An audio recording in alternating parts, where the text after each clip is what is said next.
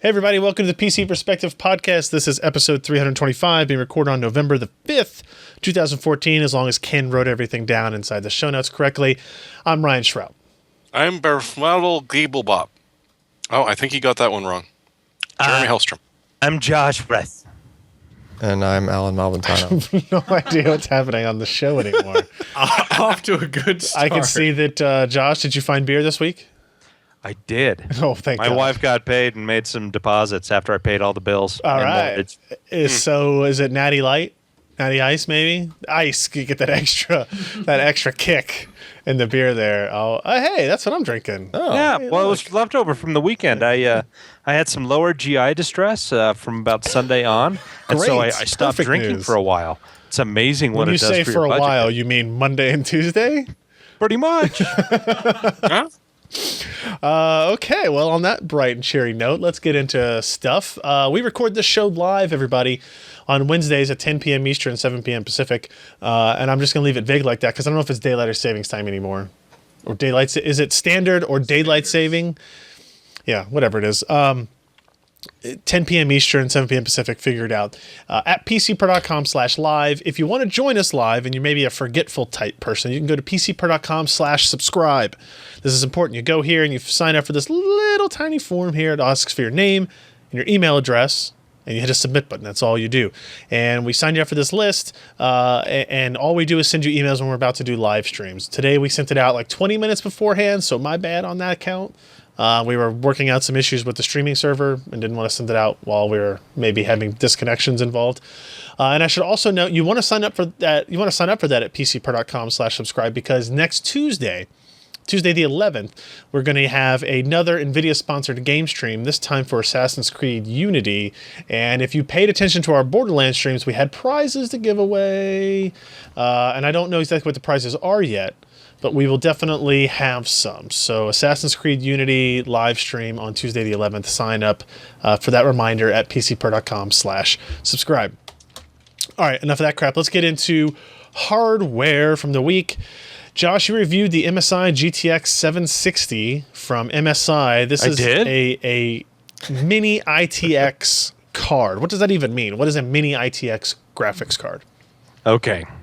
Essentially, NVIDIA releases graphics cards and their reference designs are typically larger things that will fit in a standard ATX case or with an ATX motherboard. Well, everybody's wanted to go to these smaller ITX, mini ITX motherboards, have nice compact cases that don't take up a lot of space, but they want the power. They want good performance. They want things to run fast on their screens. Sure. And so there is a small market of these people who want to still game on these video cards. And so MSI decided to throw their self into the ring, and they've released this little monstrosity, and I'm holding it here, Ken. As you can see, it's small. It is smaller than a bread box. It's still slightly larger than my forehead at least, but it's a small card. We haven't seen cards around this small, except when you start getting into the sub $100 range, the sub 75 watt TDP type products. But they packed a whole lot of stuff in a pretty small package. So they've got a single fan instead of the usual dual gaming fans. They've got a pretty complex heatsink that has a big solid aluminum frame. It's got heat pipes wrapped around and pressed into that frame, and then they've got a bunch of fins that surround the cooling fan here, which is kind of interesting because it's an axial and radial fan melded into one, kind of along the same lines of Asus, but a different implementation that Asus could at least not sue them for. So it is effective in that it is not entirely quiet, but it is not overly loud, and the cooling performance in this card is actually pretty impressive considering the size. Now it's got one of these 8-pin PCI Express power connections, so it can supposedly handle up to it's 75 watts from the slot and 150 from there, so it's 225 watts that it could possibly give to the card. And it's 170 watt TDP, 160 watt TDP for the GTX 760, somewhere in that area. So it's certainly more than enough power for this, not just to run at stock speeds, but to be overclocked in two different stages. I think it's gamer and kind of extreme overclock. The regular stock speed is around 960 with a 1006 megahertz boost. Overclocked, I believe, is 1033 with a slightly higher boost, and then you've got the extreme that goes up to about 1100 megahertz in boost. So let me ask you it's this. a nice card. Considering, I mean, it's a 760 card, so I mean, these GPUs have been out for a little while. Do you think this still stands up well in the marketplace as it is today, considering we have the like the 980 and the 970 out there? Well, the 970 is obviously a card that is going to be of interest to the people who are looking for this. Asus and Gigabyte have announced mini ITX size, so I mean, pretty much exactly the same size. Announced but not released, right? Like they're correct with the 970. And honestly, I don't think we're going to see those until like December timeframe at the least. Yeah, probably not. And you can understand that. I mean, it's a little bit more engineering to get these to work, and you've really got to consider thermals and how you're going to cool them down. But what this has over those is, one, it's available today, and two, it's $210 US, which when you look at these products that will be coming out with the 970, they're going to be at a minimum $339, if not a little bit more. Yeah, they'll almost assuredly be more than that. Yeah, because this is a non-standard form factor. They've got to put a lot more thought and a lot more time into the cooling, and compressing all of the power and memory and traces in a card that should be about this big into one that's only this big. You can see on the back. Yep. It's a lot of engineering work. And I mean, they're going to go through several PCB revisions after testing to see which one works best, which one has problems. I mean, you're going to have some real interesting electrical issues like ring and interference and whatnot, because you just can't put all the hardware you do on a bigger board. And that's capacitors. That's it's chokes, which may or may not, whine at you. And you're going to have fewer power phases as well to make this all work, because you just don't have the space. I'm a fan of this form factor for sure. What was the first? I think the one I looked at first was the Asus model. I think they had a GTX 670. It was one of the first ones. Yes, that's what it was. And it's just like when you have that with a mini ITX motherboard, and you kind of have that all together as a collection of hardware, it just looks really impressive. Yeah, and it fits and it works well. And I mean, they put a lot of time, engineering effort, and certainly it will cost a little bit more because the development is going to be prolonged and protracted as compared to a just regular reference type design or something that you can use all that extra space for to get out the layout you need. So this was actually able to overclock about as well as some of the reference GTX 760s that I've had through the lab. And the cooling is not as effective as these bigger dual slot cards. And that's just physics. You've got to expect that. However, it is better than a lot of the reference cooling that we see, because this never went above 87 degrees Celsius, which is still pretty warm, but it's not the 95 to 105 degrees that some of the lower end coolers of these higher end parts actually are specified for. So overall, this was a really nice card. It had decent connectivity. It had 2 mini DisplayPort and DVI and HDMI.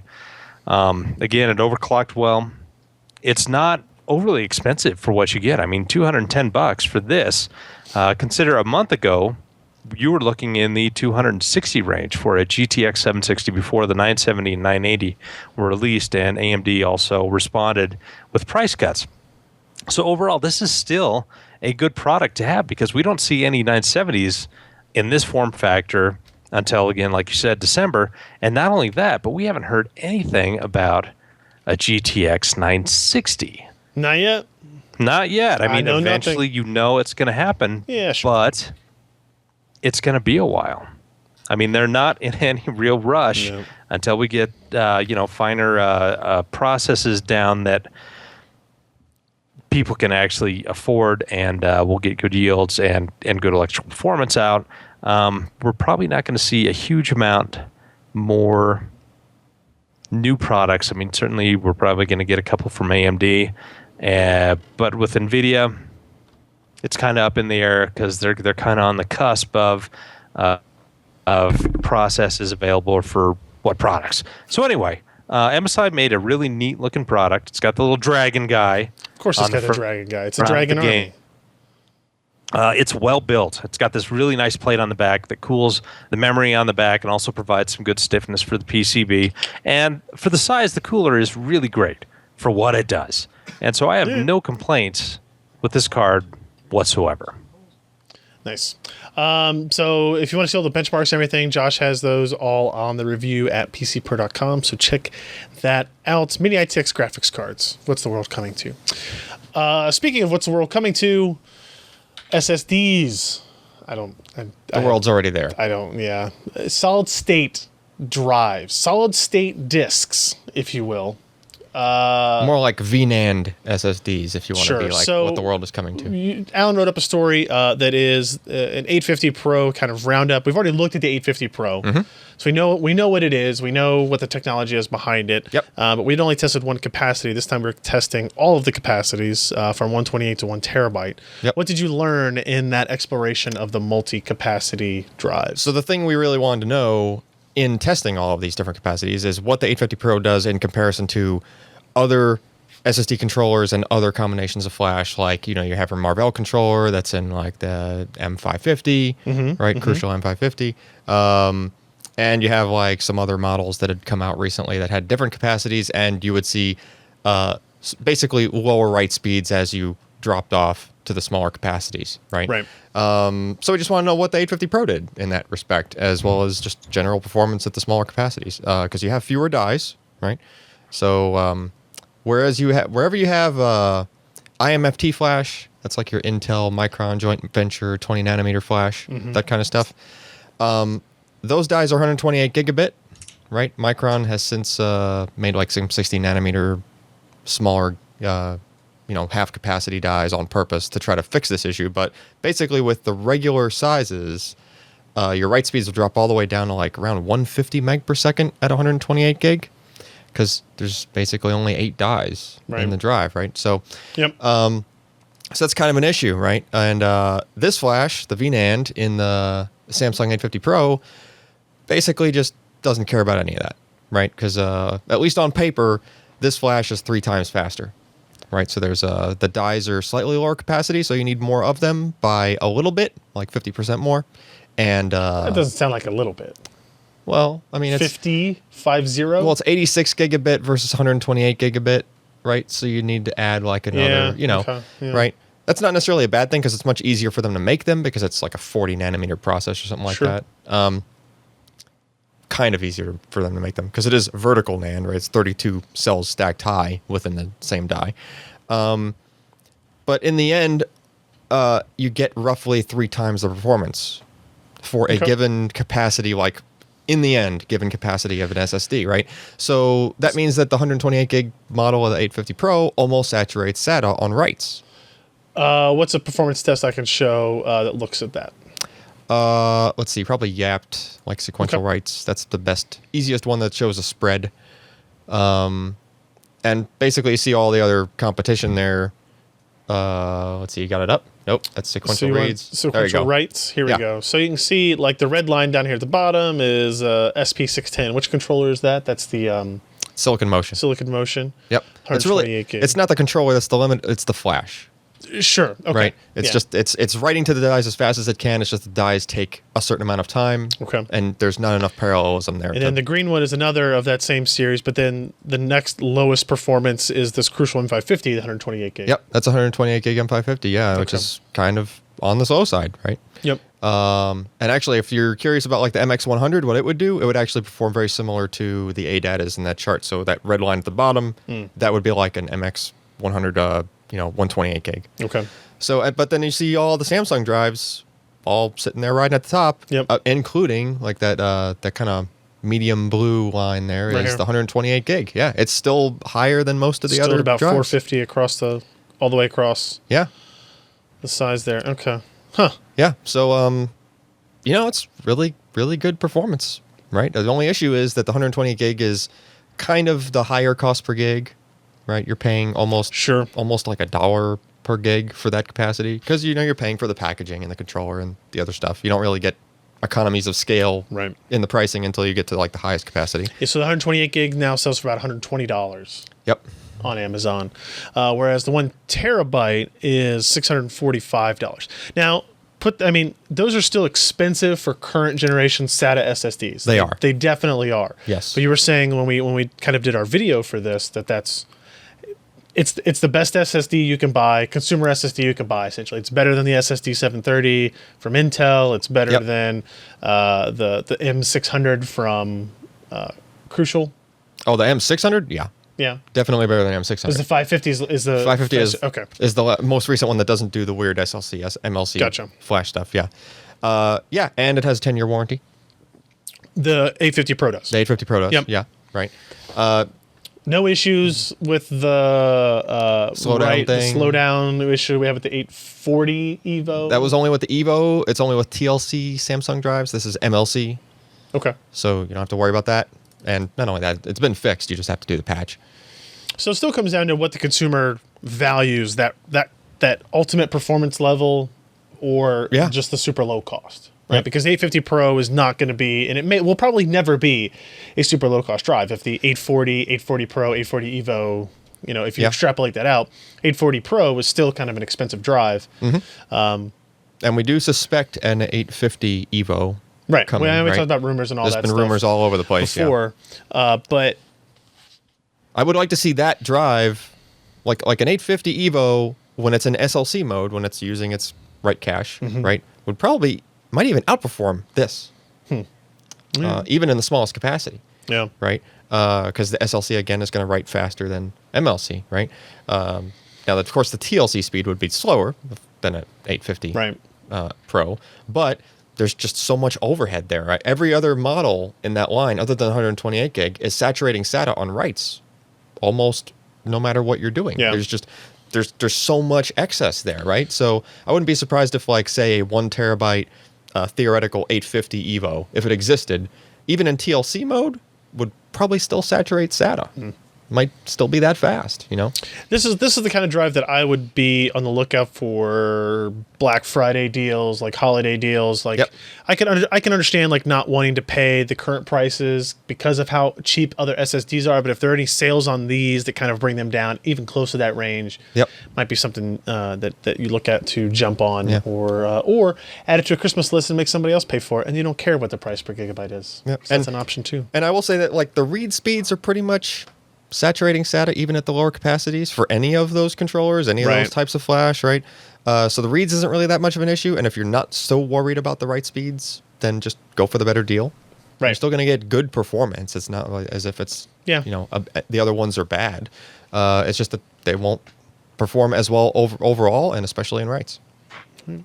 Let's talk about a monitor now. I took a look at the Philips 4K display. Let me look at the box over here. The 288P6LJEB is a 4K 60 hertz 28-inch display. We've seen a lot of these recently, right? So Looks very nice. yeah, physically it looks really good, but like specification wise, it's very similar to like the Asus PB287Q. Is it the same panel or? I think so. Probably. I'm almost positive it is. The Samsung U28D 590D, same kind of thing. The Okay. Acer XP280HK, although that is a G-Sync monitor. This is not a G-Sync monitor, but I'm assuming that they're all the same 28-inch 4K 60 hertz panel, right? Probably. Which is good and bad, right? It's a known quantity at this point. We know that it's a TN panel. We know that it's not perfect, but we know that when calibrated correctly, it has pretty good color reproduction. Yep. And its viewing angles are better than you would expect from TN. Yeah, but are these built in the Netherlands? I don't know the answer to that. Come on, it's Philips, man. It's like the only big company in the Netherlands. I'm going to guess that these monitors were not built Damn it! Netherlands, I'm gonna guess. Only the finest Netherlands woodworkers. This is if you're gauging TN based on like a 1080p TN panel you might have happened to look at or own. This is not the same. Yeah, Totally not the Alan's same. pretty particular about displays as well. really So picky. like left and right viewing angles are pretty good. Top Yeah. is okay, and the bottom is bad. But the bottom is also the viewing angle you would least likely to Yeah. ever see. One thing that interesting that Philips does with this display is that they actually do color calibration Factory. at the factory. So they send out a sheet with each display that shows you here's where you are in color uniformity and here's where you are in color calibration. Yep. And it shows you what it is. And when in and, fact, and when- brightness uniformity as well. There's Yeah. a little grid. Yep. Yeah. And so when we hooked up our Spider 4 Elite that kind of does the calibration for us before we do really start to evaluate a monitor, it really changed nothing. Yep. Right? It was easily, and I would say by a fairly wide margin, the most accurate monitor out of the box in terms of intensity and color and all that interesting stuff. Which honestly doesn't take much. It's just that they just have to do that step Just have to do it at the factory. But it Yeah. is an extra step. Like That's true. I could see how that would add cost to a display. To Yeah. be fair, physically, like Alan was mentioning, it's a nice looking monitor. The bezel looks professional. It looks like a high end display. Here's some if you can kind of judge the viewing angles through Extreme some photos. angles, yeah. Yeah. If someone's standing just looking over your shoulder, it really still looks good. Yeah. I think so. That's really all I'd be worried about. It's got VESA mount. It has a base. It's a fairly wide base, so there wasn't a whole lot of bounce or rocking when hitting it or hitting the table. The buttons are capacitive on it. Like you actually just touch those labels right here on these pictures, and it actually works really well. I thought it would be crappy, but it's quick and responsive, and the OSD is fast. Yep. It does have tilt and angle, and you can put it into portrait mode. It has stereo speakers on it. They're like 3-watt or 5-watt speakers or something. They're okay. They're monitor speakers. They are, I would say, better than some of the monitor speakers I have seen recently, but that's not really saying a whole lot. Yeah. I mean, you're essentially looking at laptop speakers in a monitor. Yep. Right? Pointing out the back too, right? No, they're pointing down the bottom. Oh, They go bottom. straight down the bottom. It's a little better. Yeah, so it's it's like okay to maybe listen to a conference call or watch a YouTube video, but Josh, you shouldn't listen to your Taylor Swift album through them. I don't think. I think it would be doing her an injustice. How about at least once? Just one Did you time. really do her an injustice? Just one yeah, time. it does. Oh yeah, it does. Just shake it off, Jeremy. It's fine. The power adapter, the power supply is internal. No brick. One less thing you have to worry about. Here's where this monitor differentiates: is it has more display inputs than any other monitor out there of this type. Right, the 4K Asus and the 4K Samsung have HDMI and DisplayPort, and that's it. Okay. And they have DisplayPort at 60 hertz, or you can do dual HDMI, I think, on those, or you can do like side by side, picture by picture, or whatever you want to do. This monitor actually has DVI, an MHL capable HDMI, DisplayPort, and even VGA Wow. on it, right? And then some audio connections as well. Now, those aren't you're not gonna be able to run 4K at those. They're for if you 4K over VGA. if you happen to have an instance where you want to use that monitor on a system that only has VGA, Yep. like an old laptop or something like that you want to have VGA output to, you'll be able to do 1080p at it, and that's just convenient to have, right? One of the complaints about G-Sync monitors in general is that they only have DisplayPort. Yeah. So I have had one specific instance where a user has a G-Sync monitor and said, "Oh, hey, I was gonna hook it up to my other computer, but it doesn't have DisplayPort. It only has DVI and HDMI and VGA on it. What do I do?" I was like, "Well, You get another monitor. I guess you buy another monitor, or you get a different video card, right? Like those are kind of your options." Yep. So it's nice that it has that capability there in the scaler. It has some side effects we'll talk about. It also has a USB hub, 2 USB 3.0 and 2 USB 2.0 ports, and it has a matte finish bezel and a matte finish screen. Good. Not glossy bezel. Right, which I like. I think that's a plus. Now, here's the big problem with this monitor is I think by integrating those display connections, All the scalar stuff and everything. they yeah. had to use a scaler a that more implements complicated scalar. Yes, that integrates or embeds latency in the display that we didn't see in any other 4K monitors. Yep. So we did that. The test of, okay, we've got a 1024 by 768 1024 by 768 CRT. Oh, it's a 1280 CRT? Wow. I don't know about that, Ken. Pimpin'. It might not be a 1280. I think it's a 1280. I'm pretty sure it's 1024 1068. Oh, okay. But it's a CRT monitor that Kim brought in one day and refused to take home. Years ago. And so it sat in a closet. And so we brought it out, which means you hook up both displays to the same video card. Yep. And we made like a custom web page that has a JavaScript timer that actually has 2 windows to it. Right, so we could put one on one screen and one on the other, and they're actually running in sequence.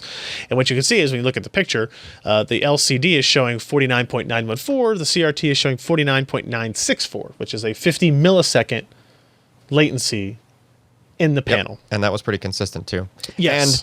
And more importantly, the 4K display is running at its native resolution. Yeah, and in fact, that didn't actually change. So there are displays and scalers out there that when you're at native, you don't get that latency. True. Yep. And that's usually, or like there's a game mode to it or something, right? This, you don't get any of that. You're stuck with 50 milliseconds of latency, which is a lot. Yeah. So this little, Ken actually tested quite a few monitors for me. This Philips at 4K, we saw 50 milliseconds of latency and at 1080p. So Yep. while enabling a scaler, we saw the same 50 milliseconds. Yeah, you're just of stuck latency. with it. But the Acer 4K G-Sync panel, 0 milliseconds, scaled or not scaled. The Asus ROG Swift G-Sync monitor, no latency. The Asus 4K non-G-Sync monitor, no latency. Well, I will say this though, at least for G-Sync panels, when you scale to 1080p, it's actually the GPU. The GPU is doing the scale. Yeah. Correct. Because there's only one display put input. And there is no scaling. The G-Sync module has no Yeah. scaling. But it was kind of just interesting to see that, hey, G-Sync does not, G-Sync itself. Yeah, you just not get 0, introducing which any is, kind latency. of part of the point of G-Sync. And to prove that it wasn't just like everything was 0 except for this one monitor, we threw in some other things here, like the Dell 3008 WFP 25 by 16 30-inch panel, a very good IPS, high quality screen. And known for having relatively high latency, but it's actually less. At 32, yeah. less And than then this, the Seiki TV, I think this is our 4K 50-inch or 39-inch TV. 100 milliseconds. 100 milliseconds at 4K and 50 milliseconds. Does that at TV have a game mode? I hope. No. No? You're stuck with 100 milliseconds? There are new firmwares that do different things, so maybe. Wow. So 50 milliseconds is significant. That's 3+ frames. Yeah. I noticed it immediately. Like 16 milliseconds. Yeah, like Ryan called me over, hey, here's this 4K, try it out. And I sat down at it, and I just moved the mouse like one time, and I was like, whoa. And that was in Windows. Yeah, just in Windows, just like, Now, wow, I had used it in Windows, and I will say that I didn't notice input latency in Windows. Yeah. Right? And it's harder to Yeah, to but that's notice that. Alan, and he races VWs. Word. I'm just sensitive to that latency. His ass Now, is sensitive to latency. In games, here's why this is important, right? I think, despite Alan's kind of ability to notice it at Windows, if you're only going to use this for Windows and creative... That's because Alan's a pedant. A what? A pedant. I don't... He's getting pedantic about it. What? Okay. Dictionary.com. Yeah. No, I know what the Move word. along. I know what the word means. I don't see how it's relevant to my discussion.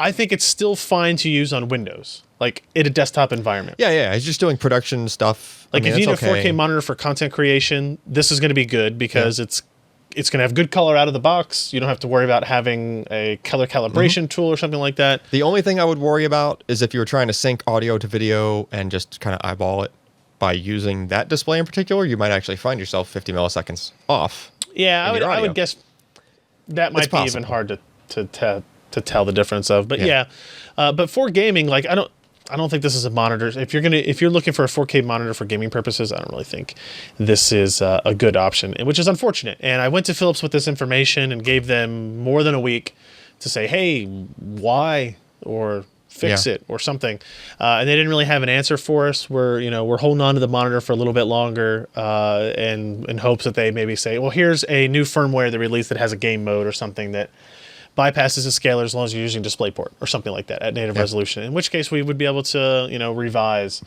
kind of our thoughts on it. But as it is now, we know it's possible because there's other 4K. yeah. Well, we don't know if it's G-Sync. possible with that scaler, whatever scaler they're using in there. And the disappointing part is it's now the lowest priced 4K panel out there as well. It's $579 on Amazon. As long as it stays with the highest latency, it's probably going to remain the cheapest 4K panel. I think that Samsung one's like $580 now. The Asus is $649. It's good though, because I mean, there's plenty of people that don't necessarily need to game that want a 4K panel. That it'll do okay for them. Yeah. So again, that is the 288 P6L JEB. It's not even on that box on the side, so I don't know what I was looking on there for. Okay, we talked about that too long as well. Let's move on. Sebastian posted a really cool article called The Perfect Home Theater Ultra Low Profile Aluminum HTPC Case Review. Now, before you go any further, we do not really think this is the perfect home theater case. That's just the name? Happens to be the brand. Good branding. Which is really genius when you think about it. The super awesome. This is the perfect home theater enclosure.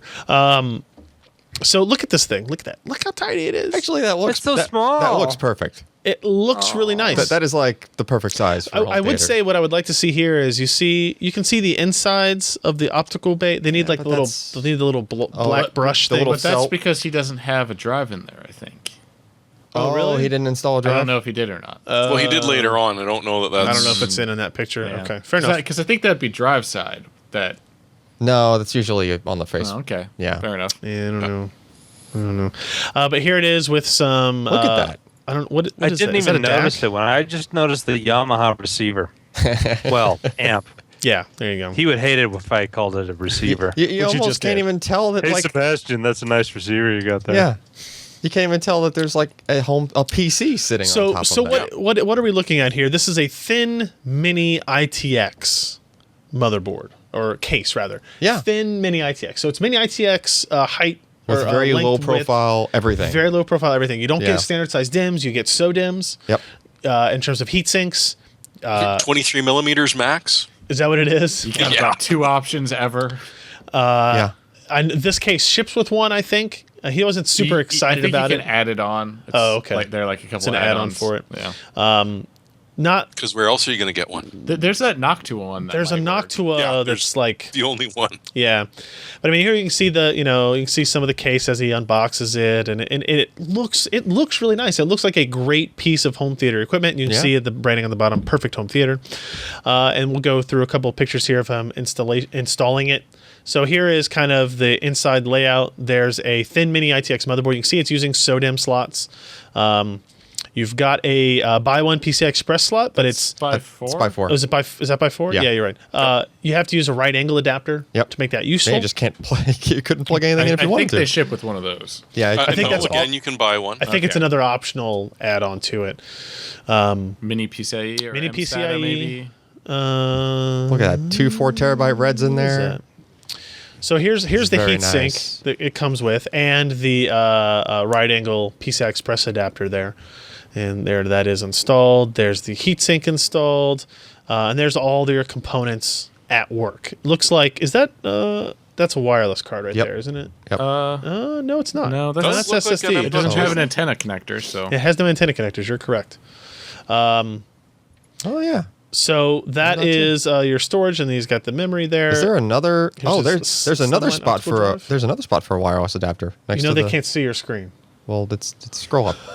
How about I scroll down instead? Okay. Hard drives. You got room for hard drives. Mass You storage. got a red. Home theater PC Got there. 2 reds. Two threads there. Either a third of the ODD. This little fan over here is the only thing that's kind of you'll be moving air sitting inside the far case. enough away from I think it it's just that for you won't have circulation though. yeah. And you can see that the processor heatsink is what is right above the or right below the grate there. What did you want me to see here? Oh, There's a there mini is PCI for a wireless adapter Yep. as well. Yep, I see another one right there next to the It's PCI kind of Express impressive slot. what they shoved on that board. Yeah. Yeah. So it's pretty cool stuff. He's got some information here on the thermal performance, idle load, and max stress. I think max. He Prime 95 did. Yeah, he Prime 95 did. He was not nice in any fashion to this case or Hey. system. He was using the Pentium G3258, which is one of those $70 dual core Yep. Haswell processors. I think which is probably a great part selection for this, a low-cost yeah. system build like this. You can see noise levels. These are above ambient. Again, max stress not really fair. You'll never do 10 this to your home dB. theater PC. That's so low. And, this is the power supply for it. Remember, there's no internal power supply. This is a 90-watt power supply. That's overkill, really, for He's what got you're He's what got you're two reds using. in there. You can lick the cable without even worrying about burns. It's true. Yeah. I don't... Wait. Yes. What? I don't Yes. understand. Now, you will have to buy that separately, from the motherboard and all that. It's an expensive case as well. It's about $200. Yeah. Right, and I guess that's with the what does it come with? adapter and cooler. That's all Okay, it comes so with. you have to get the motherboard. You get the motherboard, yeah. I mean, you get all those other components, and SODIMMs are probably a little bit more expensive than regular DIMMs. I don't know if that's the case. It's actually. probably not too bad. Yeah. Plus your thin, Blu-ray drive or whatever. I really like this. Compare this to what we talked about last week, which was that Stagger Dynamics home theater PC that was GTX Massive. 980. That was a beast. Yeah, like it was huge. Yeah. And you could do home theater PC plus gaming on it. This one you would only do home theater PC. I'm curious if you put Media Center on this with those two reds. You could put in one of those Ceton You 6 could put a probably Ceton card put in one of that. those Ceton Yeah. cards in there. It's a buy 4. With the and buy it four. I has think a that's a- half height adapter. I think the Ceton They card is a ship buy out. 1, Yeah. actually. No, You it's got to a buy remove 4, I that think. Oh, okay. 80 millimeter fan, though. Do you? The card would stick out the opposite side. Take a look at the fan placement. Uh-huh.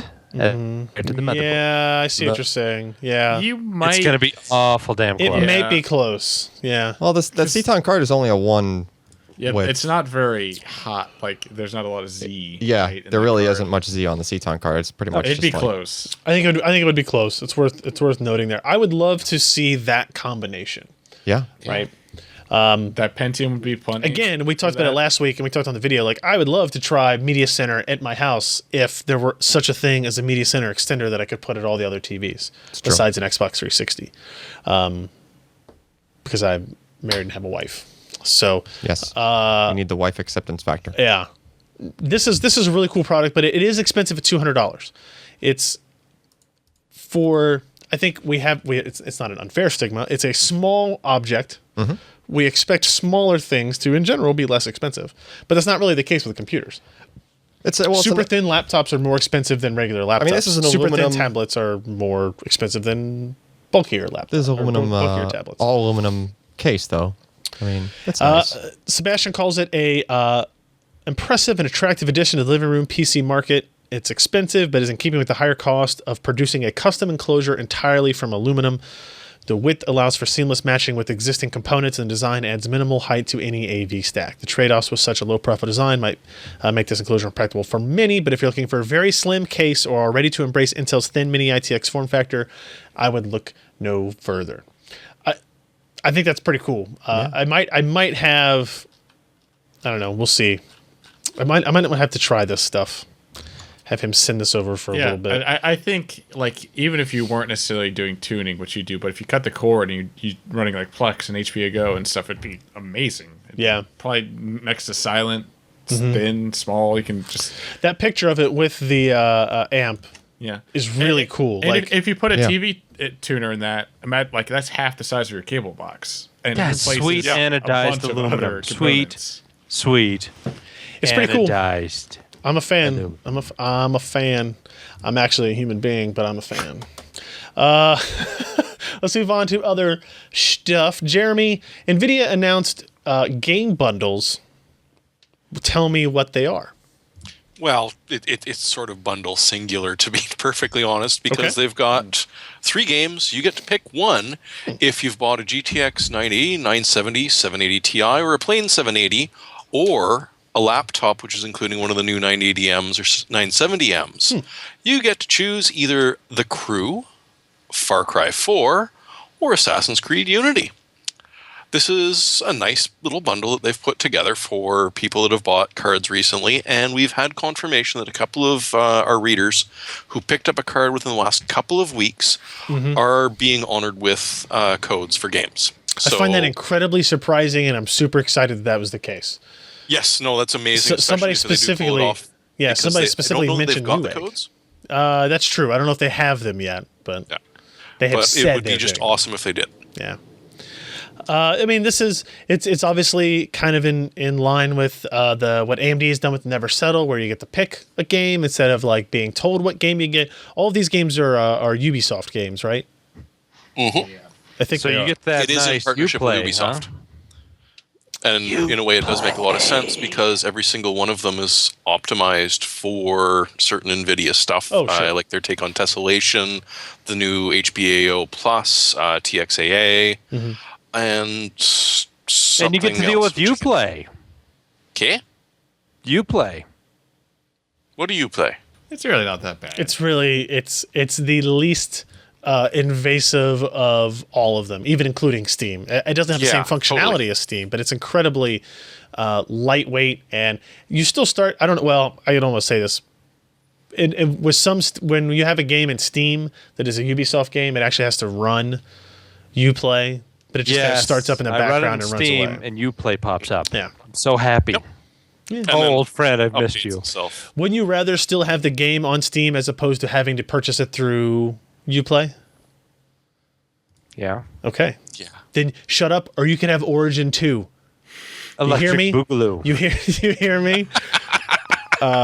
So apparently this promotion will run to the end of the year.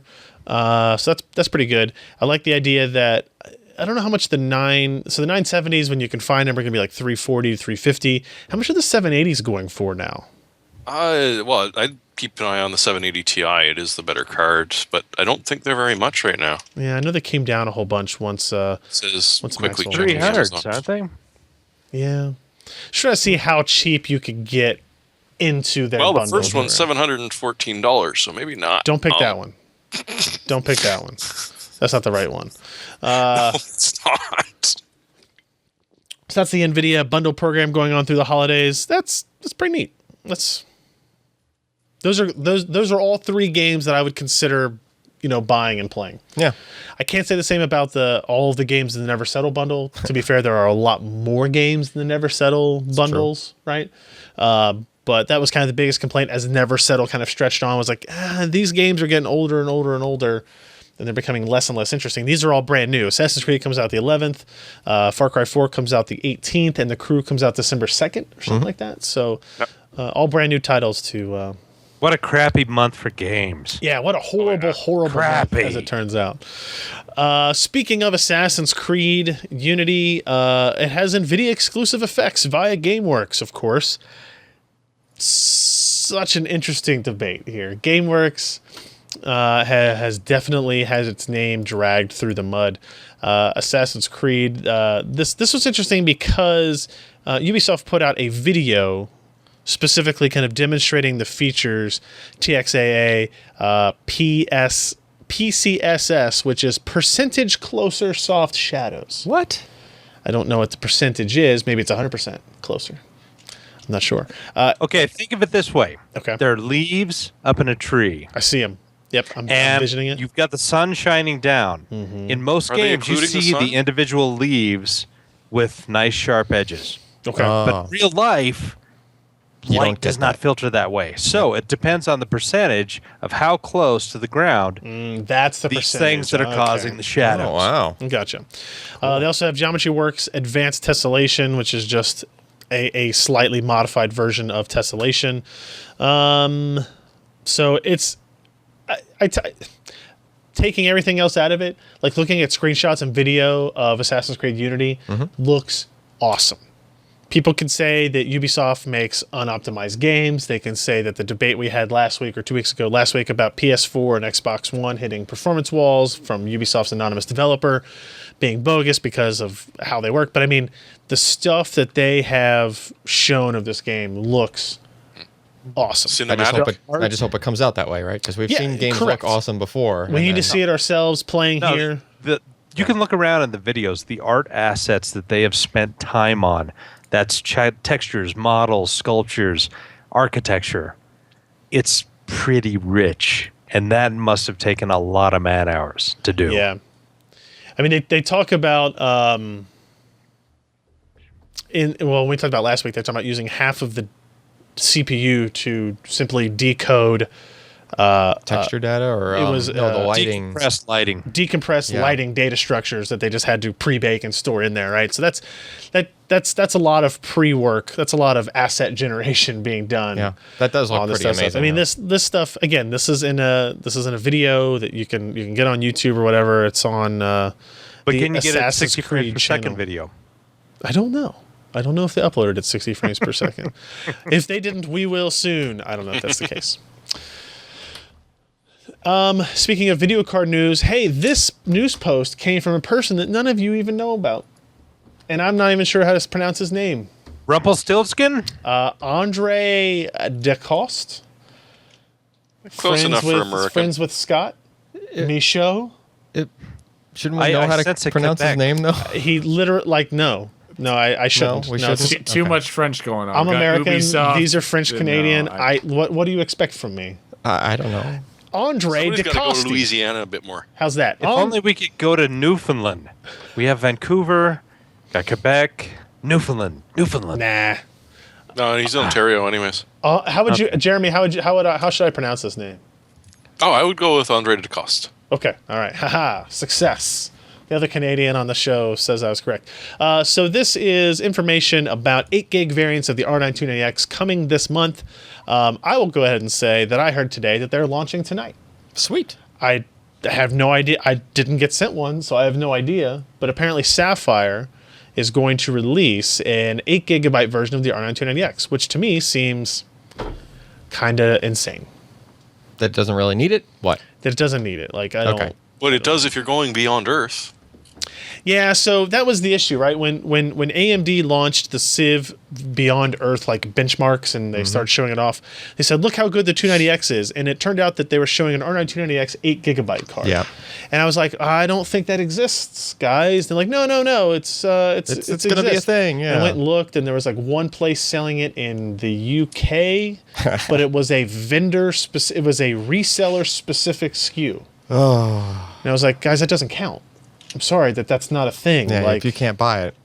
they Hey, said, RAM is they're cheap, coming next dudes. month. They're coming RAM is next cheap. month. So How many months apparently- ago was that? What's that? How many months ago was that? That was last month. Oh, okay. Right. So they're So they're coming. Apparently, according to this, with 8 gigs of memory and price tags between $480 and $520, these new additions are not cheap. Keep in mind that you could buy a 290X for like $330, $340, $350 now. So you're talking about $150 to $200 price premium for the 8 gig variant of the 290X. You better really want that extra 4 gigs. Let's go back to that whole Assassin's Creed thing and Okay. the art assets. Yep, I'm with you. And the amount of texture memory and effects and pre-baked stuff that they will be loading up into memory. And if you've got 3 screens, it's gonna eat into that. It probably will go above 4 gigs on a PC at really high levels of detail. So we're already hitting the point where 4 gigs in certain games will be holding you back a little bit. That sounds crazy. I don't know. Okay, how So- many discs did Call of Duty Advanced Warfare ship with? I don't know, DVD 100? discs. 100? Is it 100? 9. DVD 9 discs, 9 of them. Wait, What? Wait, what? 9 dual layer discs? Really? 9 times 4.7 Nope, is... No, Dual layer. Dual layer. So 9 Oh. times 9. That was not an 81 gig install. Awesome. You're a fibber. Go look it up. I think they were DVD 5s. I'm not. That could have been DVD 5s, but anyway. But still, 9 discs. I'm not saying it's completely unwarranted. I would say that nobody needs this. They're not developing. I guess I am saying it's unwarranted. I don't know. Like, it's the same reason why I complained about why did that GTX 980M laptop have 8 gigs of memory? It didn't need it. I think maybe people will need it Maybe. soon, maybe, Yeah. I don't depending know. on the games that come out, right? Soon AMD will be animating each and every hair follicle individually. Yes. And if you're NVIDIA, you're going for grass. And it sucks because we'll have all that memory and not enough compute power to It'll be deal with it all. AMD Roy effects. Here's why I don't think this is going to matter much. Why? Because if it was going to matter, They would have all shipped with 8 gig in the beginning? AMD would have sent them out. Oh. Right? AMD would have said, hey, here, PC test this Perspective, and write about hard it. OCP, Tech Report, Yeah. Hardware, all these. You guys need to test this. Look how awesome this is going to be. Yeah. And the fact that they're just kind of like, Sapphire, you can do whatever you want. Send some out, I guess. Tells me that it's a numbers game and not an actual performance game. Like not a substantive thing. Okay. Not today. Not with games that we not have yet. today. Maybe the games aren't out yet, and that's why they're not sampling it. Maybe I'm wrong. Maybe it's going to be the most amazing 8 gigabyte thing ever. It's not. It's probably. But it is going to be needed for smoother gameplay in certain titles at certain resolutions. Yeah. I don't know. Somebody in the chat room just said UPS just delivered my ROG Swift. Can't wait to try it out. Was that you, Alan? That was not me. Oh, sorry. No, about they that. stole it off Alan's doorstep. Yeah. So speaking of laptops that have weird crap in it, Jeremy, Oh, we don't want to talk about him about weird crap in his laptops. That's disgusting. MSI GT80. I got a Titan in my lap. A Titan. Not only that, but you got a What? cat. So It's a Titan laptop, but it doesn't have a Titan No, it GPU. doesn't have What a does it Titan have? in it. What does it have? Well, because prices start at about $10,000 and go up. What the hell Well, is that? It's a It's a GT80. full keyboard. So one Oh, might assume it it's was a got a- it's got an 980. LCD on the right-hand side that you can program. It's got a mechanical keyboard. Is that also the trackpad? See, now that's why it looks funny. It's got a mechanical keyboard and no touchpad. There's the exact same amount of dead space on a normal gaming laptop. It's just instead of at the bottom where your touchpad is, it's been pushed up to the top. This is not the normal amount of dead space. Wait, where is the touchpad? There's a speaker there. That's all one. Look at the number pad. That's all speaker. The number pad is the touchpad? No, the speaker is about an inch or so long, running along the top with the branding on the upper left there. The cake is a lie. I was wondering how long this was going to take. I knew somebody would do it eventually. This reminds me of old What am I school- looking at? I don't understand. It's a mechanical keyboard and a laptop. Yeah. I know, but It's like what, Cherokees or something? so is this area with the Dragon Army logo where all of the hardware is? I guess Probably. This is where the GPU. so because look how If you want your coffee to stay warm, you would put it on that spot. I see, because yeah. it's got a warning on there. Do not touch when in use. Really? Too damn hot. Yeah, you Well, don't because see the thing is that not only has this got a monster GPU in it, they're saying it's smaller. They're going 17% thinner and 22% lighter than the competition. also an They don't 18-inch spell out the laptop. competition, but thinner it's a than tight what? squeeze.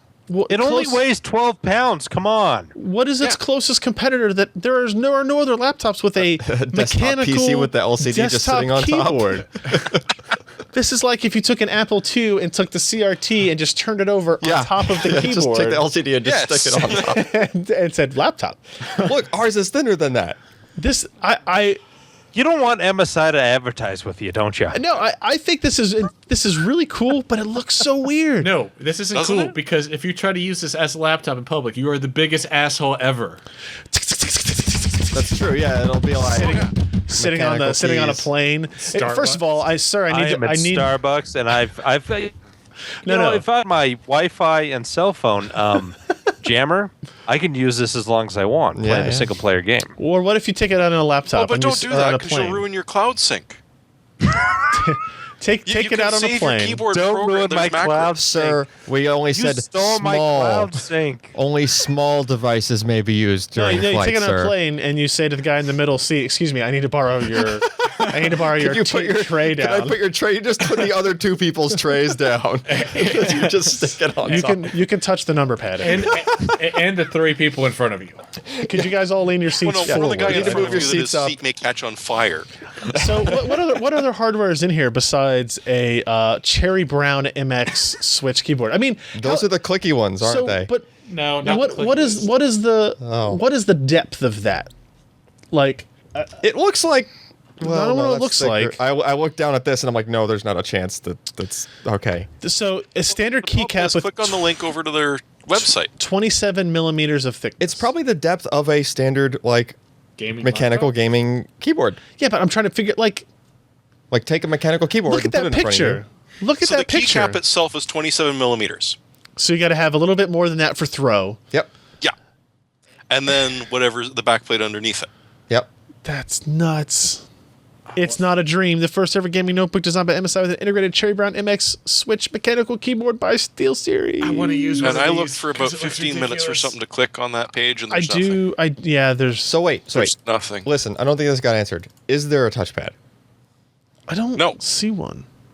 This is There is not. Okay. This looks like mouse buttons. Is it a touch screen? That They looks did like not it is specify. a touch screen that. No. Well, look, Yeah. it's all Yeah, flat. there are two but mouse it's buttons like there. an LCD. There are with two the mouse. touchscreen There are LCD. two mouse Two buttons mouse there. buttons With on the there. two buttons. Because look at how bright the line is in between the Yeah, buttons but, like- and the keypad. But this I could this see keypad that. itself is it's not raised. this makes it's it look like just it's not a that. panel. I don't know. Yeah. Yeah, it's obviously separate from the mechanical keyboard. Guys, I don't know. Okay. I got nothing. I mean, I would buy that if that was it. I would buy it for a But dollar. don't forget, you Hallmark. can program macros and Otherwise- sync them to the cloud. Otherwise, you have to bust out a mouse, and then you really have to put, the person to your right's tray People down. in the chat are saying that is a touchpad and screen. Okay, So cool. I'll go Why with do yes. why do you doubt me? I don't know. So just like this picture right here, just makes it look No, too well it looks defined. flat. It's flat. So it's a touchpad and LCD. I don't know if it's an LCD. Like, how is it projecting that image? It might just have that. Okay, that how might be does the your only thing cell it can phone show. project images onto the touchpad? Josh, that's not Because an LCD display. They just have that because it's a pattern screen. cut out and they're illuminating Yeah. it with red LEDs. Yeah, I think No, the it's pattern. not. Look at the stinking. Well, What? I could be Look wrong. at the things. But It's showing the look at same how thing on bright that is as compared to the line in between the actual physical mouse, keys that are at the bottom. That could just And be how then they're look at the pointing rest. LEDs. I don't know. I don't know. We'll see. We'll see know. at CES. We'll get see. to laugh at it. Oh, we'll see. Yeah. Oh, we'll see. In other news from MSI. I just want to move on. I don't know. Just what else wait to say. 2 months. Get Just- out of here. Just wait 2 months. Shut up, kids. MSI launches X99S MPOWER motherboard. The all new. So the X-Power motherboards are like the ones with 100 PCI Express slots. Is that right? Roughly. Roughly 100 PCI Express slots, and the MPOWER Something ones like that. are. No, the X-Power is like their top of the line overclocking one, and MPOWER is lower cost but similar design structure. I'm trying to figure out exactly what I'm trying to remember how the MSI product stack actually works here. Scott wrote this up. He outlines the major differences below. I still like the black and yellow color scheme. It does support multi-GPU, DDR4 up to 3333 hertz. All the threes. All the threes in megahertz. OC engine, turbo M.2. So here are the main differences between the MPOWER and the X-Power. The MPOWER does not have a fifth 8-lane PCI Express slot. Only 4. Loser motherboard. It only has 1 gigabit Intel Ethernet adapter instead of 2. It does not have 802.11ac. It has 2 fewer USB 3.0 ports. It has 1 less USB 2.0 port, and does not come with a D-lid die guard. Okay, let me just ask one thing of go for all it. of you here. Yeah. Who have actually used both ports on a gaming motherboard that had 2 Ethernet ports? I have never. Raise your hands. I have never. No, put your Why? hand down. The second port was connected to a Drobo Pro. You're an ass It doesn't count. person. It doesn't even count. Yeah, it doesn't. I don't know. It's just a thing that But you people can do have. teaming. You can do No, teaming. no, You know what? You can make it Free easy BSD around. Teaming guy is a freaking was- pipe dream if you want that to Yeah. actually work. Yeah. Well, The realistically, only thing what I would you can use think it is for? if your wired connection is port blocked and you've got somebody running a friggin' hotspot somewhere. No, I mean, realistically, I use the second port for iSCSI. Okay. If you need an iSCSI target, you kind of want its own dedicated, What you know. you would use that if you were using your machine as a router. Yeah, Yeah. But who does that's that? those with the free BSD thing. I would say as expensive as good 802.11ac routers are Well, becoming. does that come with Wi-Fi? No. This does not. Oh, okay. It also only has 1 PCI Express. So the one that has Wi-Fi One PCI and Express? I'm sorry, 1 Ethernet. Oh. The one that has 2 Ethernet also has 802.11ac. Yeah, So but you can Ryan, put you're it gonna into router want to run mode. like Linux on that thing, not Router mode. game and Router mode. unless I you don't want want to to run use Steam my OS. PC as a router anyway. Router. Anyway, moving on. They also launched the X99S Gaming ACK. ACK? I ACK? don't- Synac. Jeremy, do you know anything? Why is this? It has, look, wireless. Acknowledge. So it's a wireless adapter. Report. It's a Killer Nick branded ACK wireless adapter. But it's Qualcomm. Well, Ping. yes. And actually, I think a lot of the Killer branded stuff is Qualcomm because, well, at least they know what they're doing. They bought them. Unlike some marketers from a certain company. Yeah. But the idea here is that, okay, the other one doesn't ship with Wi-Fi, so boom, this gives you Wi-Fi, but it says that it gives you teamed Wi-Fi. So it says it lets you use the Wi-Fi with the Ethernet connection and split Oh, God. It's because you put the lime with the coconut. latency-dependent programs all. getting the wired connection. Why wouldn't you just And the put other's everything getting to the the Wi-Fi. wired connection if you have a wired connection? Because it adds Which are then latency. going to the same router and out wired the same connection adds ISP latency. because they doubt you've got a teaming router going. No, I mean if the packets from your game have to wait behind the packets from something else, they don't want them to wait, so they send the something else packets that don't really Except care. all that built-in latency from converting to wireless and then converting back. Well, that's the thing. You put the things you don't care about the latency on the wireless connection. Yeah. But the only thing I can think, and one of the commenters brought this up, is if you've got a wired connection somewhere with a lot of ports blocked, and you don't feel like being productive, so you want to connect to stuff that doesn't, and you've got somebody that's running a hotspot or another Wi-Fi connection close enough, you could then get around those port blocks. You run your incognito porn Chrome browser off the wireless. Somehow I don't But think apart from that, I'm sorry, I just don't get it. I don't think that packet splitting thing would work on two separate networks like that. I couldn't tell one program to use wireless and have it be a different IP. Yeah. It would have to be like this program and all packets from it and no other like Exactly, it'd have to be a So, program Yeah. So how does that work versus QoS, which schedules packet? Why can't it schedule packet through a different port that has a different IP address on the same network? It could. It just couldn't. It just couldn't mix it. It just couldn't mix it on the fly. Is the problem? Like So Killer's trying to do the same thing that they tried to do 7 years ago when they put a dedicated processor on the thing. Yeah. And they Let's still talk about haven't- the Kenwood 7 laser CG. we were just talking about that. about that this week. Yesterday, we were talking about that in this very office. All right. I don't know. We'll see if they want to send Maury one and we could demonstrate any useful purpose for it. I don't know. I'll fire up Wireshark. I don't understand what was so funny. and on we'll this. watch the packets go back and forth on Why is Josh exploding? Send it to Maury. Just send it to Maury. Maury, go test that. Maury likes it. Maury likes everything. Maury, figure it out.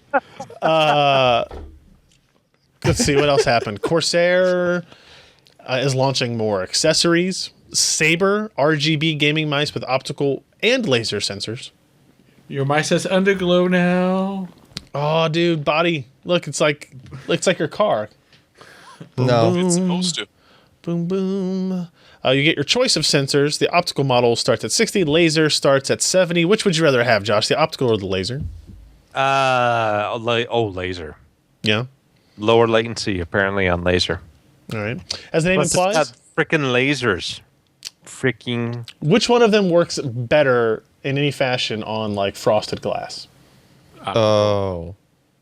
Frosted. Depends the wave. Yeah, Depends Because on the regular wave glass of is not going to work laser. with either.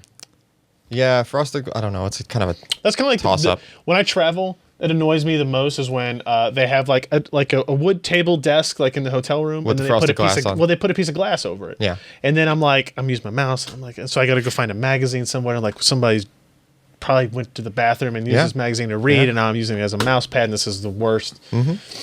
Anyway, Just travel with the trackball. Or how about just Problem put a again. piece of paper, some fine-grained paper. where do I find a piece of paper in my hotel room?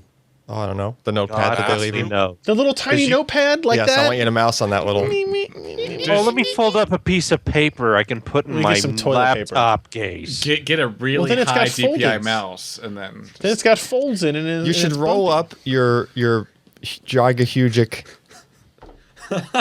Hey, you know what? We're You've got an gaming iron. frigging You've got an carpet. iron in your motel room. Just travel. Oh, the ironing board. The ironing board. You know what Yes, you're saying there is you to go. take the iron and melt the glass, so that creates an uneven surface. Wait, that I we've can got like an listen. 8-meter roll of neoprene. Just travel with some of that. Yes. Yeah, that's true. Just roll up the whole thing.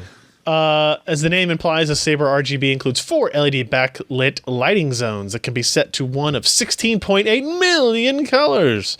8 programmable buttons, 2 under the thumb and on the left side of the mouse, and a 5.9 foot 5.9 foot braided USB cable. Okay. It's that extra 0.1. Let's do that decimal with Imperial. It's awesome. $60-$70. Hopefully available on the Corsair custom- gaming website. Hopefully the customization software is a little better than the keyboard. Yeah, their keyboard customization software needs some work, needs some love. So there's that. It looks okay for the one picture we got. I like the. Can you change the color of the illumination bet in the you optical can. wheel? That's pretty cool. Yes. I like that. I'm a fan. Big fan. It's like a Tron wheel. I'm gonna buy a dozen of these and put them all around on my car, like underneath the dash and stuff. I see. Use that software, change it up.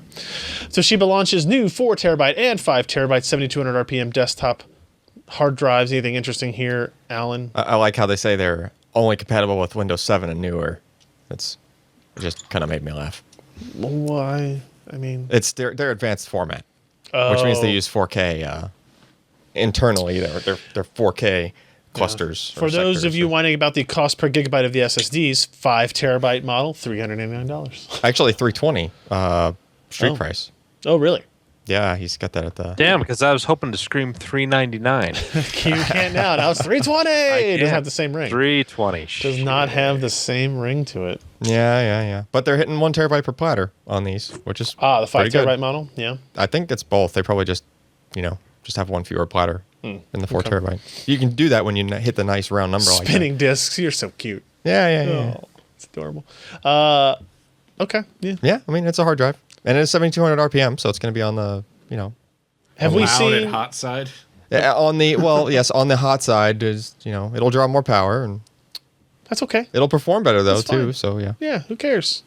Cool. I don't know. Just my opinion on the very large drives like this is you just don't need 7200 RPM because you're probably doing mass storage. You know.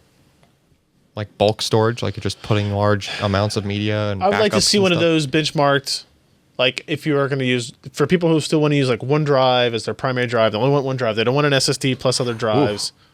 You want Okay. all 5 terabytes of your life sitting on one drive? Well, RAID 1 them or something like What a that. And then, You know, Brave my soul. life isn't worth very much, so it's not a problem. it's true.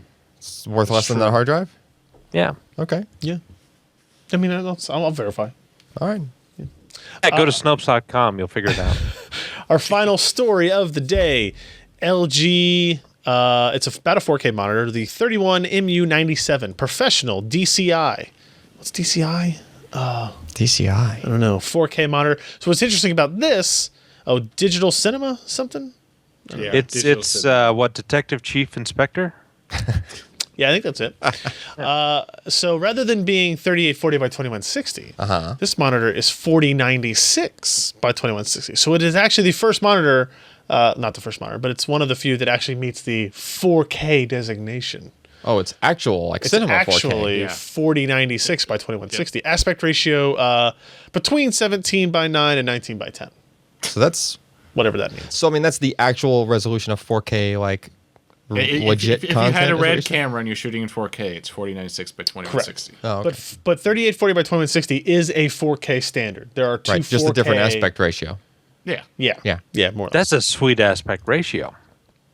Look at that. It is. Yeah? It's nice. It is able to preview with, so like if you were doing red, you needed to monitor this resolution so you could view content without cropping. Yep. So that's definitely for us.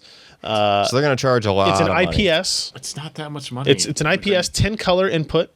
Beyond sRGB, 99.5% Adobe RGB. Just really Look at that freaking Visa good. mount. You know what I'm saying? It's got a VESA mount. It's got USB ports. How much It's is this got thing? a 3.0. display port. Is that Thunderbolt? Yeah. Pass through? Yeah. Oh, okay. It is. And it is $13.99. I thought I saw it for 12 somewhere. Oh, really? Already. So it's not super really not expensive. bad. Yeah. Did you say Thunderbolt pass through? Well, like, I only see one Thunderbolt. well, there's DisplayPort in and then the Thunderbolt. No, so that's a Thunderbolt connection, but I think it connects the USB hub as well. Oh, Not only that, but it only provides the power. Is that well? So you would connect a Mac Fire- to the Thunderbolt connection. Okay. Gotcha. Yeah, I think I saw it for 12 on B&H this week already. Like for an IPS display, if you think about what a 30-inch IPS 16:10 monitor still costs, that's not bad. Yeah, no, that's It's still half the price of the yeah. the Dell. MST yeah. Asus Sharp Dell monitors we saw. I don't know what Dell's thinking with the pricing on that. It's just Let's see. Amazon lists it for $13.99. Ooh, 2-star rating out of 5 reviews. Well, because I'm betting it's more designed for professional Full use. resolution, than, not gaming. what'd they say. It's not supported by my Mac. Oh, boo-hoo. not. And then the other problem is also It's the not Mac. supported by my Mac. Well, the deal list says Mac. I wonder why that is, though. Like, I wonder why it wouldn't work. You know, because Mac has open drivers and stuff. No, I mean, isn't the Mac Pro... I mean, the hardware should be capable of it, though, right? Sure, yeah. Like the hardware in the Mac Pro? His Mac should be able to be hooked up to a 4K display, and it doesn't work either. Oh. I don't know. We haven't tried that in a while. It What didn't is work. Josh? I don't know. I don't know what he's laughing Oh, you at should see his anymore. camera. He's red.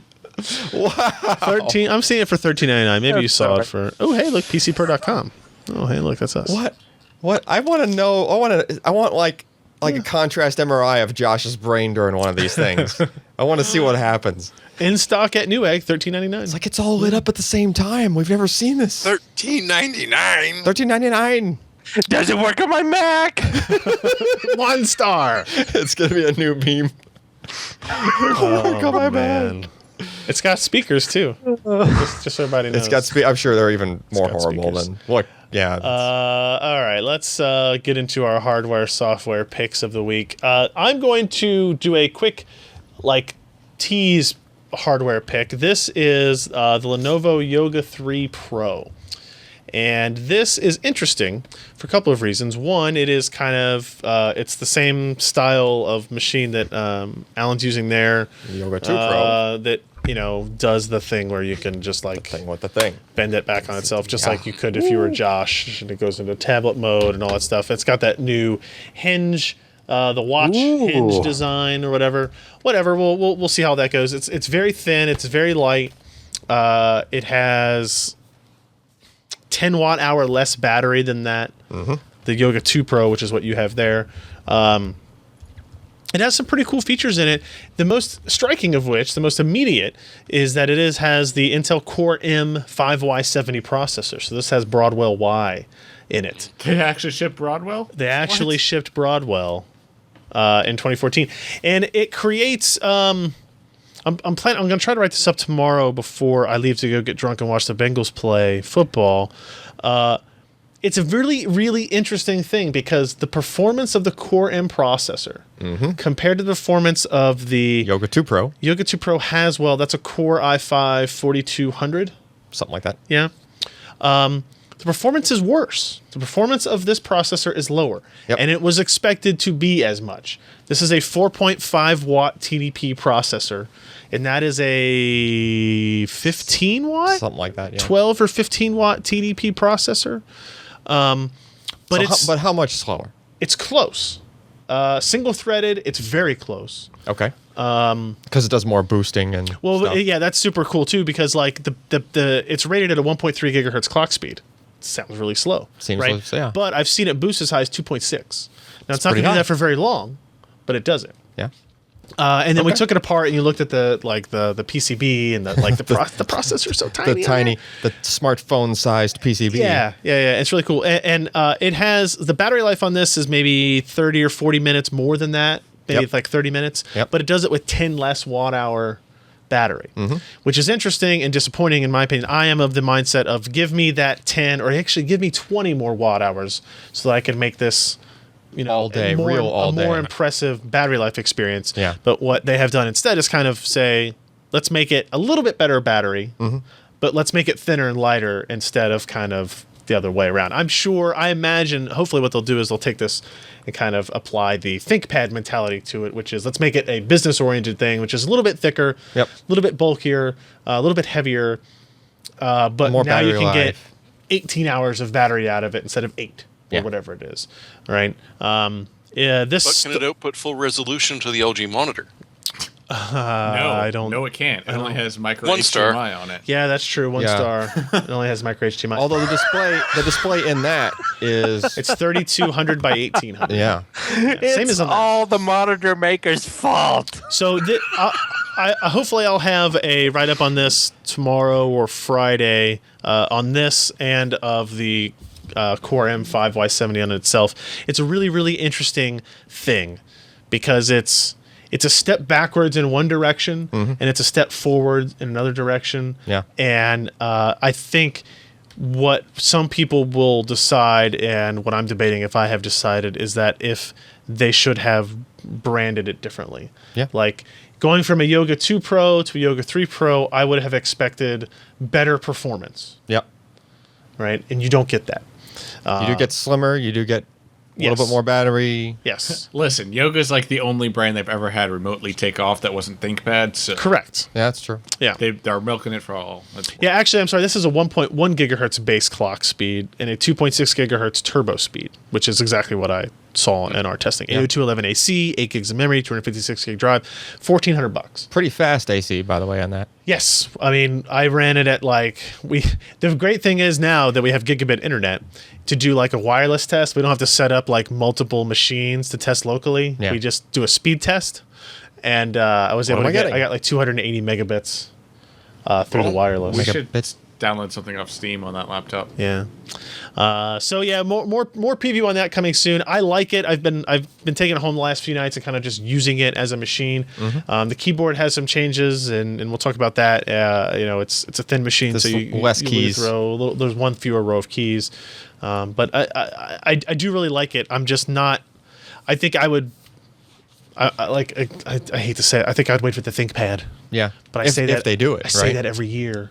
About Lenovo's releasing a machine. How old is this trusty It's thing? only a year and a half old, but I've really? had like 4 of them. No. So that's that. Oh, and also Ashton Kutcher helped design it. Sweet. So that in and of itself is 5 stars. He looks like he's in the bathroom. In there. He's pooping off the side of that chair. Yeah, He's pooping off the side of that chair there. And over here, I'm not sure what that. So look, it's like the perfect use of this laptop. Look at this guy. You can just bring it into the bathroom with you. Do you think his leg is actually doing that? Look at Nope. look at the structure of that bend of that leg. Poor Ashton. That is not a possible unfortunate. thing to do. That is I've impossible. replaced my slower spine with the same connector that they use on the Lenovo Yoga. Yeah. I do like the way the hinge looks. Alan and I still have debates about whether it'll last. We have but I do like debates. the way it I looks. went and I was in Best Buy It's all yesterday. fun and games till you catch a hair in there. The floor model Hinge watch. the floor model at the Best Buy. The laptop was- or Kucher? Oh, Jesus. Can I mute him yet? No. What's that cartoon where the dog laughs like that? Mudley. Mudley. We've been going over Yeah. this for years. All right, Jeremy, do you have something for us? Yeah. All right, yes, I know your pick. Let's go ahead with this. This is a good one. So once again, Internet or Archive.org has turned their power to evil, and have put up hundreds of old MAME games, dating back to the 70s up to the mid 90s. Well, that seems illegal. It's just Is it actually Sick. illegal?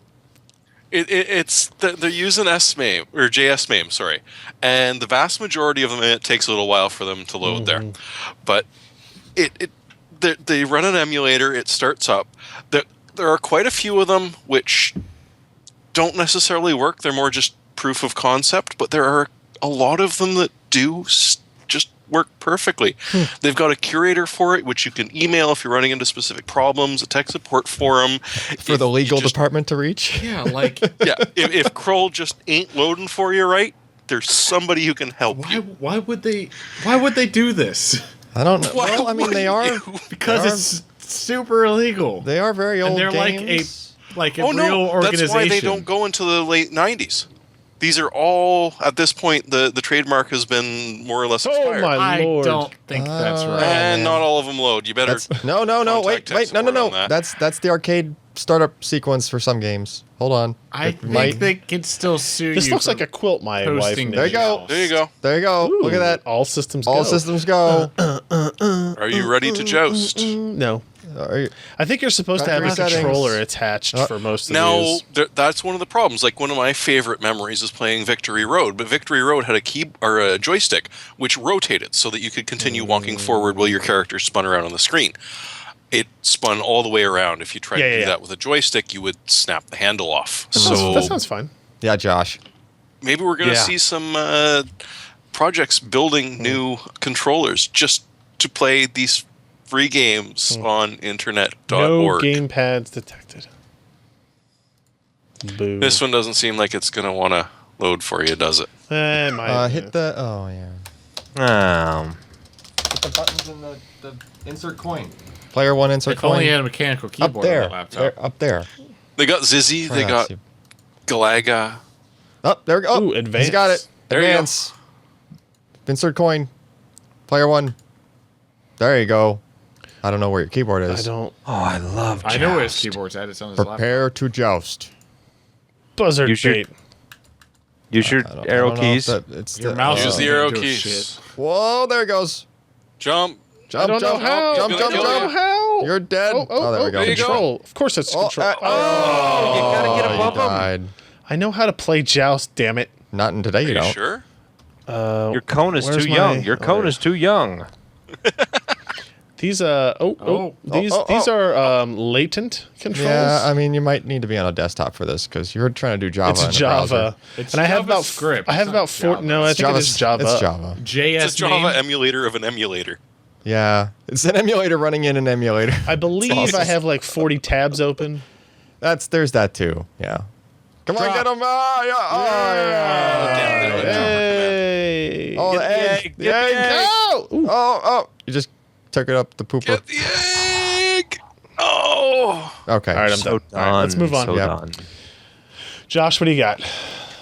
You know what? Video cards are cheap. They're getting cheaper by the day. If you don't mind a little extra heat and noise, then this XFX 290X from AMD is cheap. It's like $319, $329.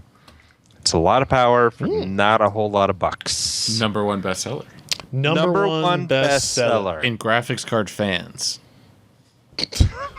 All right. What? That's what it says. So this has a $30 rebate. So you can get it for $299. $299. How much? Nice. How much could you get it bad. for, Josh? What? How much could you get it for? $299. A little slow on the uptake there. A little bit. This is a great card for performance per dollar. Like, Yeah. this is for $299, $299 for $299. This is amazing. Like, taking everything else out of it, performance per dollar, awesome. Plus, you get Never Settle Bundle bundle thing. with this. Yep. And sneak preview of what's going to happen in 25 minutes is AMD is going to add another game into that as well. Sweet. You're going to get a game plus a Never Settle breaking NDAs. Space Edition. Oh, no. code. That's you're, it. You're going to get a game. I'm not going to tell you what game it is. Oh. But if you're smart and think about it, Well, if you scroll down on that Amazon page, they actually did update that bit. where's what? Oh. Where? Is it going to tell Special you? offers? Special offers? Oh, free Civilization Beyond Earth PC game. Here's how. Oh. Oh. We're not What breaking is an this? NDA after Oh yeah. all. Thanks, Amazon. So you actually get that game, and you get the Never Settle Space Edition code. So you could How much still does that get go for retail? $59? at least. Or is I'd say at least 49. I don't know. 49. Yeah. It's a pretty good But deal. on the other hand, they forgot to update the other part where it says buy a used XFS Double D and save 25% off the $630 list price. I think you should get the new one. Buy with confidence. You should get the new one. So you get Beyond Earth and 3 games through the thing. So you get a total of 4 games. One of them could be Alien Isolation. They have the Star Citizen crap in there as well. Crap. I mean, it's all just crap. Hey, you know what? right I'm going to now, give but this product a 1 star because it doesn't work with my Mac. It would not work with my 5K Mac Retina. No. 1 star. Never mind. And finally, Alan. All right, so I've been toying around with this. It took a little bit to get it going. What is this? Have you clicked on the thing with the I thing? clicked I don't the know. link. Have you clicked on the Are thing? you looking at the same thing that I'm looking at? No, I just clicked on the link that's that the you link. had in the thing. That's it. That's the link. The left link. Left link. The first, left not link the is what I add-on. clicked. All right. So Logitech Harmony Smart Keyboard. All right. So basically, you got like Look. this wireless keyboard deal. Stop Oh, it's the doing touchpad for the shit. MSI Go board. back to the keyboard. Yeah, I don't know. What are you doing? I don't know what you. This is the link you gave I don't me. know how he has a different picture than I do. But anyway, look at it. Look at that. Look. Hang on, hold on. an Let me old figure married this couple out. now? Hold on. It's the add-on. HTTP colon slash. I don't know. It's the Anyway, same URL. So it's a wireless keyboard with a touchpad off to the right side of it. Right. It's pretty lightweight. I would have brought it in, but I forgot. But it's really lightweight, and it has this thing like this kind of a smart hub device. Right. So basically, you put This this thing. smart hub on your Wi-Fi. Okay. You hook it. You tell it to connect your Wi-Fi. You Tell don't it to put it connect on your the Wi-Fi. You could, I guess. You Set just it stick it on top of your router, and you're good. It's No, on the Wi-Fi. Check. it's on the Wi-Fi. No wonder I couldn't get it working. Follow the directions to a T. Yeah, so you configure it mostly with a smartphone, which is kind of confusing. Like, I wish they would just have it all in one place. Like some of their older I Harmony have heard stuff. a couple of those complaints. Yeah, yes. there's a Harmony app that's on a desktop that you can use to configure some of the other Harmony remotes. That's not this. This is all smartphone, and it's kind of like hybrid smartphone and using their backend service and server to do lookups for devices and to get all the codes for whatever your device It's like is. the right? Harmony system has been forever. Yeah, I guess, but you have to do it through a smartphone. But anyway, once you figure that out, it's kind of like a little bit of a learning curve. But once you can figure it out, as far as flexibility, this thing will pretty much connect to anything, like drive anything. So what's it do? You haven't told me. Okay, so it a is valid the point. keyboard itself is just a Bluetooth wireless keyboard with Okay. touchpad. Okay. Cool enough. The system comes with a couple of dongles, the kind you get like with your wireless mouse or keyboard or both, right? Yeah. But it comes with two of them. Okay, so now you have the ability to plug in two dongles into two separate devices, be it a home theater PC or a PlayStation or Okay. an Xbox, right? Things that can do like keyboards plugged into them, right? That Yeah. kind of thing. Also, the hub itself, which talks to the keyboard and talks to those dongles, depending on what you have them plugged into, right? Can also connect as a Bluetooth keyboard directly to like a smart TV or to an Apple TV, actually. You can like mount it as a wireless keyboard to that, right? And I think you can connect to Roku as well. I don't have a Roku to test it on, but you can, right? So the idea is that once you have everything configured and mapped out, there's basically 6 different modes you can put the keyboard in. So it's like a short or a long press of 3 different buttons. Put the whole system, the keyboard, the hub, whatever it's connected to, into like 6 different pre-configured modes, being that you pre-configured, right? So if I want to like watch TV, right, I just do a short press on like the left button. It does all of the stuff, right? It turns on the TV, What does the button say that you push? the button. It's one of the 3 activity buttons. They just have 3 different like icons on it, but you can make them do whatever you want.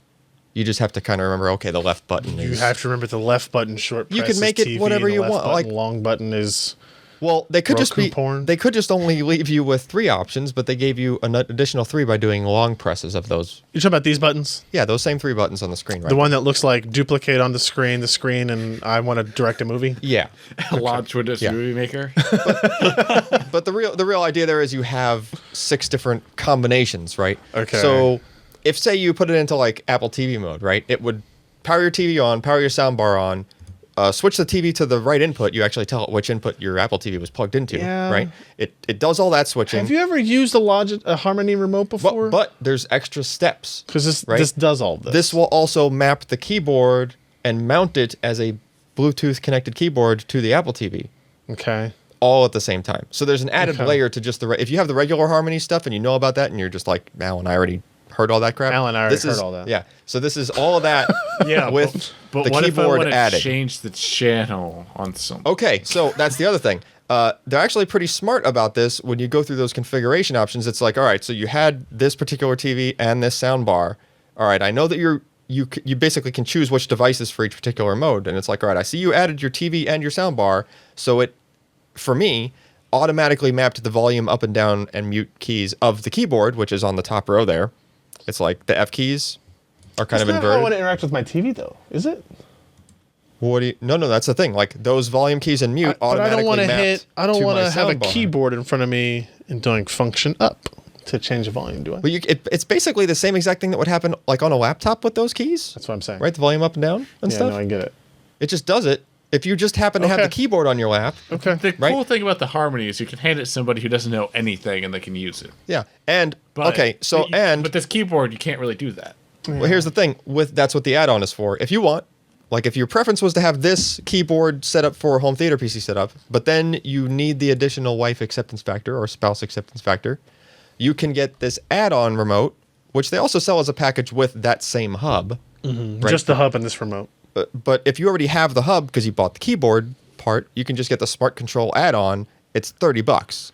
So it connects via Bluetooth to that same hub So and it's gives just a you Harmony remote. And it's basically a Harmony remote, but a very, very low-end one because you don't really need all of the other high-end stuff. Can't you right? just download the app and connect to the Smart Hub? You can do that too, That's pretty cool. but I find that kind of like clunky. Like you gotta. You'd like to you gotta use fire a up your keyboard to phone. control your TV setup. Yeah, I was gonna say. but I yet would your say phone using is an app on clunky. your phone would be more intuitive than using a keyboard and holding a function button and volume button to change the volume would be on a keyboard. No, Right. I find it like if I'm okay. So I have a PC connected to the TV, and I'm doing Hulu through that. I'm doing all sorts of stuff through that. Right. I want to be You able could. to actually type and use a touchpad that's because it's fine. a full-blown PC, right? Mm-hmm. But then I want to adjust the volume. Do I want to pick up my remote or do I want to hit the F11 you're right. key? No, you're right. If you're going to use a keyboard with a computer, Yeah. I would, or with a TV, I guess I'd rather do that. It'd But be cool if the app would let you send like keyboard commands, like text over. yeah, that's true because you could just use like an iPhone, like a It- touch keyboard. Would you just get like an iPad Mini and dedicate it to being your I remote? think you can issue keyboard commands through the app with see a this keyboard. system. I don't know. I don't know. We'll see. Anyway, But it was just very, very seamless getting it all like once I overcame the issue where the hub just didn't want to connect to my Wi-Fi for some reason. But I managed to get around that. It's an issue some people have. I guess they're trying to work out. But once I got past that hurdle, it was like refreshingly nice and easy and just like the thing just worked. I mean, You know. so right now, this would be helpful for me because right now I have a wireless mouse and keyboard that I use for the Plex server on my PC, but I still have to turn on the receiver and still have to turn on the TV. Right. This So would do this all would be those helpful. things. You would Sure. pick up this keyboard, hit one button, and it would take it like 5 or 10 seconds to go through that cycle, Yeah. but it issues all those commands, all that stuff fires up. Yeah, but like I said, know. that's something that Harmony has done for a decade. Yes. Yeah, Right, the whole turning since everything I have on, a home turning it to theater right PC, settings I and need the- a mouse and keyboard. Yeah. Yeah, that's unfortunate. And the other thing I will say is that like so you just have the remote without the hub? You just have just the standalone remote, right? I just have a Harmony 880. Which is just the nice. I have a nice, one Yeah. with a touch screen on it and stuff. Right. Yeah. The thing that I find with like those in general is that if you go and you hit that activity button and something was blocking one of your components, Correct. right? The IR. Now it didn't make it all It's the way through that offset. cycle and something didn't turn on, something like that. With this hub, actually another thing included, I forgot, is it includes an IR blaster, and there's actually 2 IR blaster ports out the So you back of can't that block hub. the IR that way. Yeah, if you had that's like all cool. your stuff's in a cabinet, you can just have all that, that hub just kind of takes care of all that stuff. Yeah. Not only that, but when I was just playing around with it, it was on like the opposite, it was in my kitchen, like at the opposite end. I'm like 20 feet away and like What's the almost- keyboard you use to connect? Bluetooth? So the keyboard connects to the Hub. It's not infrared. There's no Right, IR it at all on the uses, keyboard. yeah. But all of the IR functionality comes from the hub, basically. Yeah. With that particular keyboard and with the add-on remote, that doesn't have IR either. It's just Bluetooth link back to that hub. The hub is like the blaster for all of the stuff, basically. But can you take the keyboard and type in a show that doesn't suck and actually get one? That's a good Oh question. God, no. I don't know about that. Yeah, not so much. That is going to wrap up the show for us today. PCPro.com/podcast, everybody. That's where you can go find our RSS feeds, download the MP3 files, find our YouTube videos, find back episodes, find the email address to yell at Alan or whoever you want to yell at. That's a Josh. Yell at Josh. That's Yeah. true too. Hey, you know what? I'd just like to say this was Okay. supposed to be a short podcast. What happened? Nobody ever said it was supposed to be a short podcast. Never. It's never a short. We get so few stories. Yeah, but you just kept talking. I can't help it. No, he just kept like cracking up the entire podcast. Yeah, that's true. That's true. too. It would have been done like 10 minutes ago. Kept yeah. wheezing. PCPro.com/live. Again, if you want to watch us record the show live, it's on Wednesdays at 10 p.m. Eastern, 7 p.m. Pacific. And PCPro.com/subscribe to sign up for our live stream mailing list so you can get notified for this show and other shows, including next Tuesday. We'll do a Assassin's Creed Unity live stream sponsored by NVIDIA. We'll have some prizes to give away, so you will definitely want to be there for that. It's close to midnight, and it's past Josh's bedtime, everybody. So with that, we're going to close out. I'm Ryan Shrout. I'm Jeremy Hellstrom. I'm Josh Walworth, and this episode has 1 star. Doesn't work. It didn't work on my his Mac. And I'm Alan Malentano. Our episodes never work on Mac.